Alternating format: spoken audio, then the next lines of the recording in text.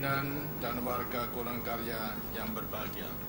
Assalamualaikum warahmatullahi wabarakatuh.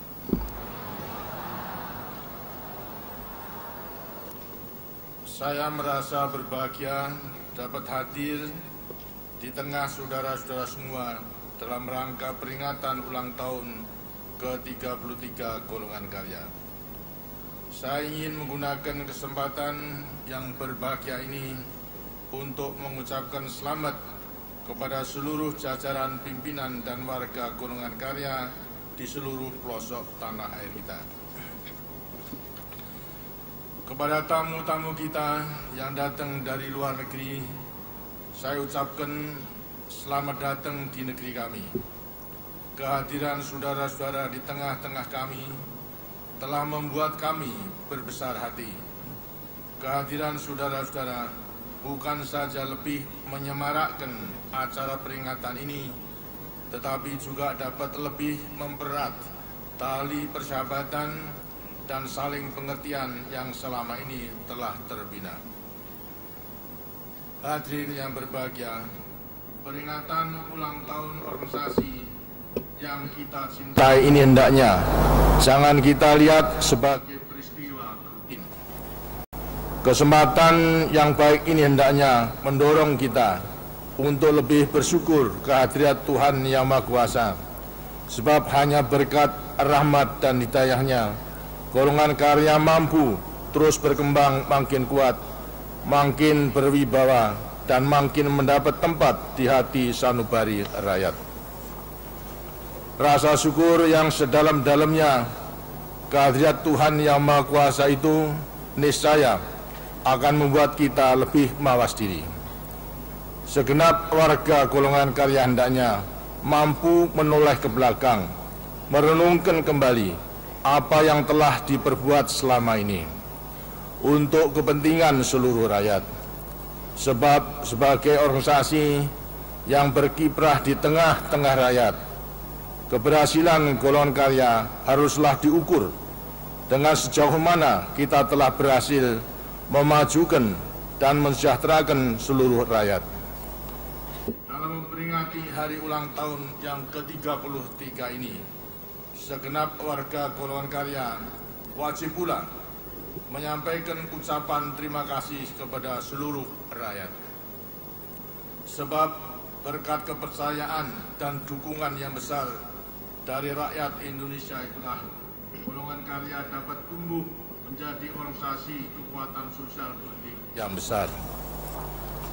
Kepercayaan dan dukungan yang besar dari rakyat ini hendaknya mampu untuk terus dipelihara dan dikembangkan di tahun-tahun yang akan datang. Hadirin yang berbahagia, peringatan hari ulang tahun golongan karya kali ini mempunyai makna yang khusus dan penting. Kita baru saja menyelenggarakan pemilihan umum 1997 yang berlangsung dengan sukses. Kini kita sedang menyongsong sidang umum MPR 1998. Sukses penyelenggaraan pemilihan umum yang lalu benar-benar membuat kita bangga dan berbesar hati. Gairah dan peran serta seluruh rakyat dalam menyambut pemilihan umum sangat besar, termasuk kaula mudanya. Lebih dari 90% dari jumlah pemilih terdaftar telah menggunakan hak suara mereka dengan sebaik-baiknya. Pemilihan umum yang lalu juga makin memperkuat keyakinan kita bahwa golongan karya benar-benar telah mengakar di tengah-tengah rakyat.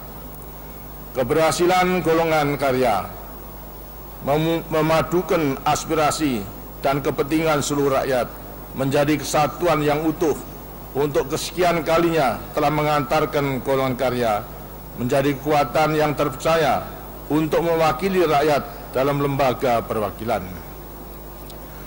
Kepercayaan besar yang telah diberikan hendaknya mampu membuat segenap warga golongan karya dan secara khusus para anggota lembaga-lembaga perwakilan permusyawaratan rakyat dari golongan karya untuk terus memperjuangkan kepentingan seluruh rakyat tanpa kenal lelah. kehadiran putra-putra terbaik bangsa dari golongan karya di lembaga-lembaga perwakilan dan permusyawaratan rakyat dalam pemilihan tahun ini mempunyai kekhususan tersendiri, sebab mereka akan memusyawarahkan dan memutuskan segala sesuatunya untuk membawa bangsa kita memasuki abad yang akan datang. Pengalaman yang diperoleh dari penyelenggaraan pemilihan umum yang lalu hendaknya mampu menumbuhkan kesadaran baru bagi segenap warga golongan karya.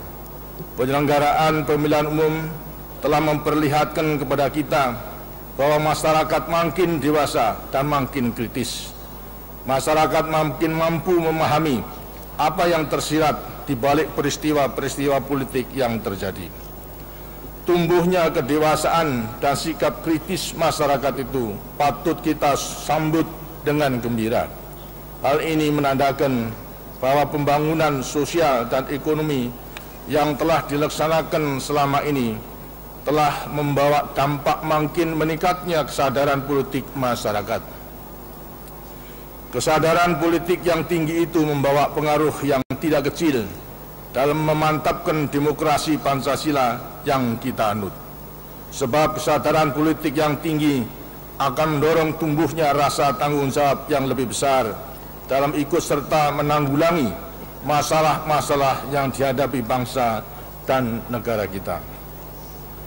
Meningkatnya kedewasaan dan sikap kritis masyarakat itu hendaknya mendorong segenap jajaran pimpinan golongan karya untuk bersikap lebih arif dan bijaksana dalam melakukan pendekatan-pendekatan. Sebab sikap dialogis hendaknya makin dikedepankan, sedangkan sikap menggurui, apalagi sikap ingin benar sendiri karena seolah-olah lebih tahu hendaknya makin ditinggalkan. Kesediaan untuk lebih banyak mendengar keluhan-keluhan warga masyarakat dan menyikapinya secara bijaksana akan menjadi kunci keberhasilan golongan karya di masa-masa yang akan datang. Hadirin yang berbahagia, penyelenggaraan kampanye pemilihan umum yang lalu juga menyadarkan kita bahwa sebagian warga masyarakat masih mudah terpancing untuk terbawa ke dalam berbagai gejolak. Kita bersyukur bahwa gejolak-gejolak itu telah dapat diatasi dengan sebaik-baiknya. Pengalaman berharga ini hendaknya menjadi bekal utama kita dalam mensukseskan Sidang Umum MPR 1998. Segenap warga golongan karya hendaknya mampu berperan aktif dalam memelihara ketentraman agar Sidang Umum MPR 1998 dapat terselenggara dengan sukses. Sidang Umum MPR yang kita selenggarakan setiap 5 tahun sekali itu mempunyai arti sangat penting dalam melaksanakan amanat Undang-Undang Dasar. MPR akan menetapkan garis-garis besar haluan negara untuk meneruskan pembangunan nasional yang telah kita mulai sejak awal Orde Baru. MPR juga akan menetapkan berbagai ketetapan yang akan menentukan arah perkembangan masyarakat kita 5 tahun ke depan.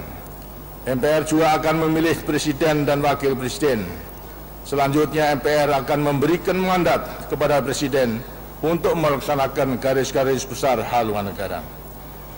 Sidang Umum MPR 1998 mempunyai arti kekhususan tersendiri dibandingkan sidang umum yang pernah diselenggarakan sepanjang sejarah Orde Baru.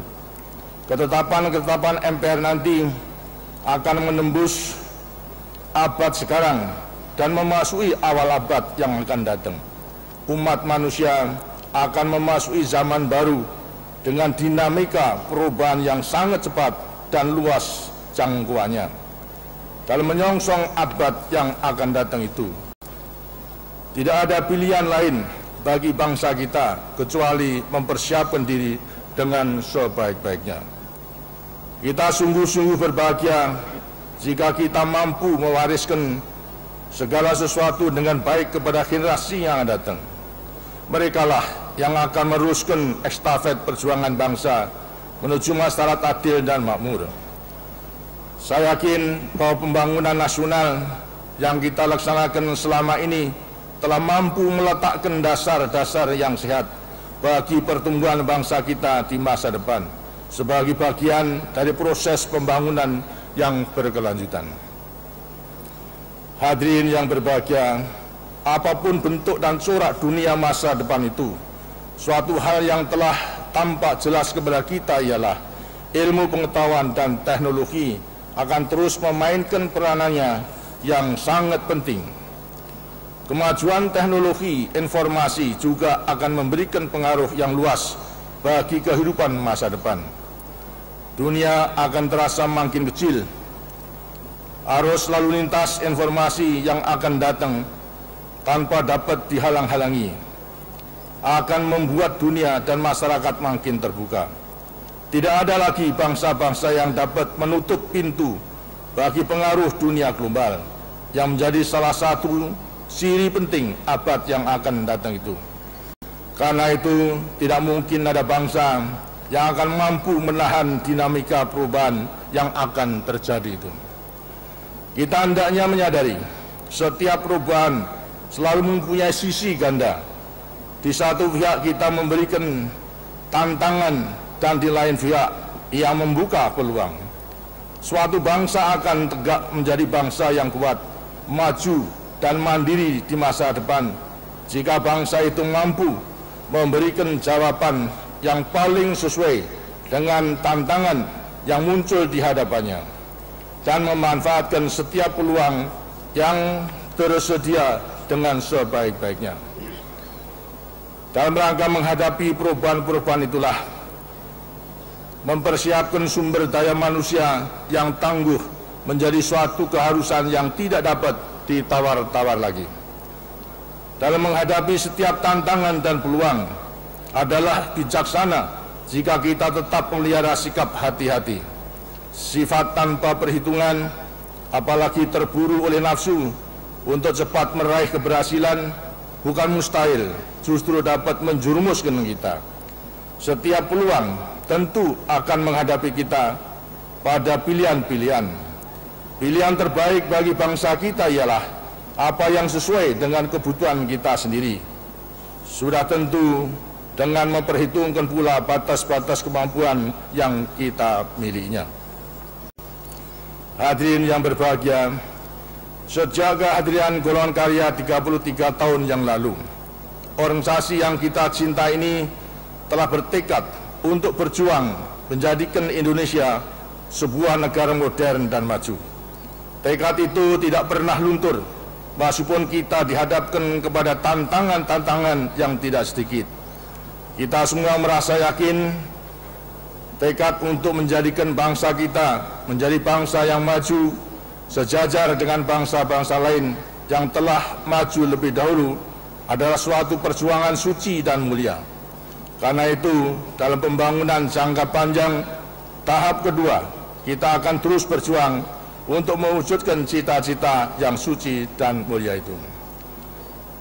Saya percaya segenap warga golongan karya akan terus memegang teguh tekad organisasinya dalam memperjuangkan masa depan bangsa yang lebih baik. Akhirnya, marilah kita berdoa semoga Tuhan Yang Maha Kuasa akan senantiasa memberikan rahmat, taufik dan hidayahnya kepada kita semua. Dirgahayu golongan karya.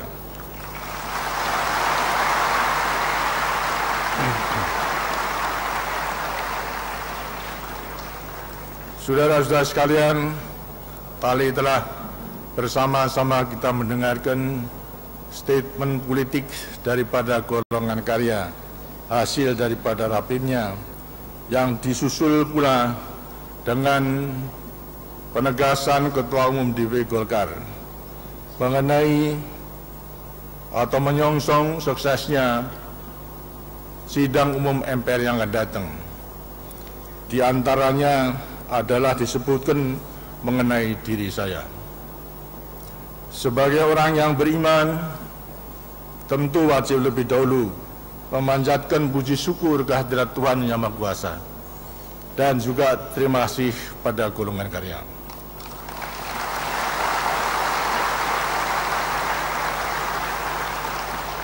Tetapi sebagai manusia yang serba kekurangan, wajib saya harus mawas diri, mengoreksi diri, atau mulat sari rohang rosowani.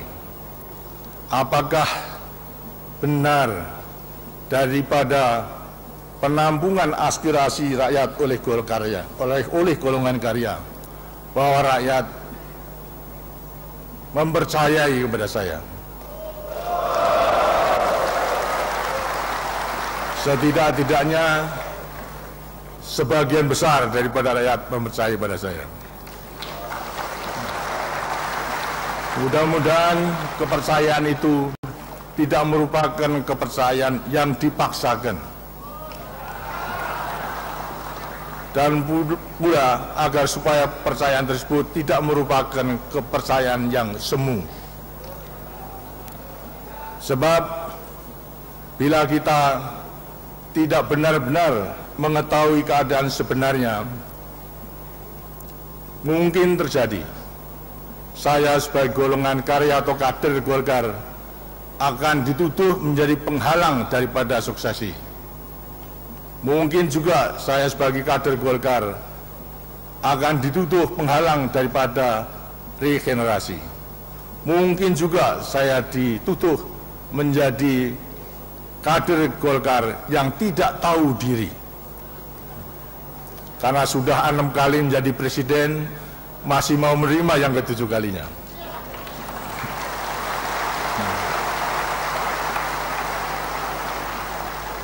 Ini semuanya tentu akhirnya, kalau tuduhan-tuduhan ada, akan merugikan daripada Golkar sendiri.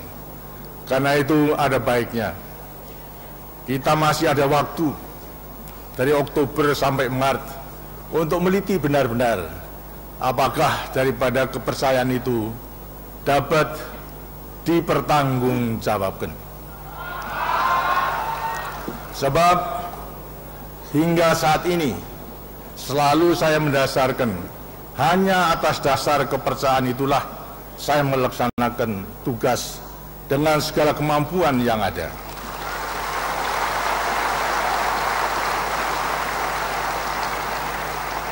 Tanpa ada kepercayaan, kiranya sulit bagi saya untuk melaksanakan tugas yang maha berat itu. Karena itu mari kita gunakan untuk meliti lagi sampai bulan Maret, apakah benar-benar rakyat masih mempercayai kepada saya itu. Bila mana ternyata tidak, bagi saya bukanlah masalah. Karena saya akan bisa menempatkan diri dalam falsafah suksesi pewayangan. Apa itu falsafah suksesi daripada pewayangan? Kita mengetahui bahwa zaman pewayangan, baik yang telah kita pelajari seluruhnya, belum mengenal republik, yang berarti juga belum mengenal presiden. Yang dikenal adalah kerajaan yang dipimpin oleh Sang Noto atau daripada Sang Prabu. Kemudian dibantu oleh patih yang bertindak sebagai gambaran sekarang sebagai Perdana Menteri. Di sampingnya itu ada pendeta yang mendampingi Sang Noto, Sang Prabu dalam rangka perjuangan spiritual. Maka falsafah suksesi daripada ajaran pewayangan adalah lengser ke Prabon, madep pandito.